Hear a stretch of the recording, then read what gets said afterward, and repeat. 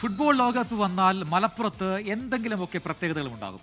കാലുകൊണ്ട് ലോകകപ്പ് വരച്ചിരിക്കുകയാണ് പെരിന്തൽമണ്ണ സ്വദേശി ലുലു താഴേക്കാട് എന്ന ജോസഫ്. അത് ഒരു വെറും വരയല്ല. അപ്പൊ ആ ചിത്രം വരയുടെ വിശേഷങ്ങൾ കാണാം.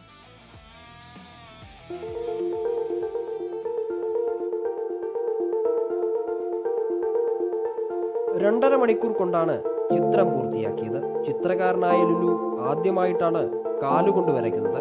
അക്രിലിക് പെയിന്റ് ഉപയോഗിച്ചാണ് വര.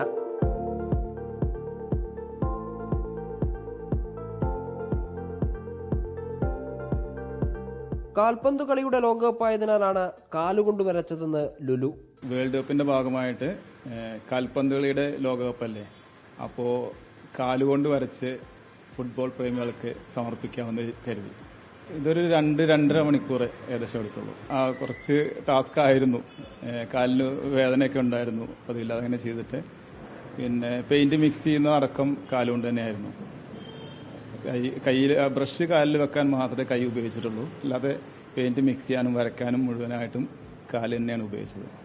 ലുലുവിന്റെ ചില ചിത്രങ്ങൾ നേരത്തെ വൈറലായിരുന്നു. ഇടതുകൈയിലെ ചെറുവിരൽ നഖം ഉപയോഗിച്ച് വരച്ച മമ്മൂട്ടി ചിത്രം, വാഴയിലയിൽ വരച്ച ഓണസദ്യ, കണിവെള്ളരിയിൽ വരച്ച ശ്രീകൃഷ്ണ ചിത്രവുമൊക്കെ ഏറെ ശ്രദ്ധേയമായിരുന്നു. 24 മലപ്പുറം.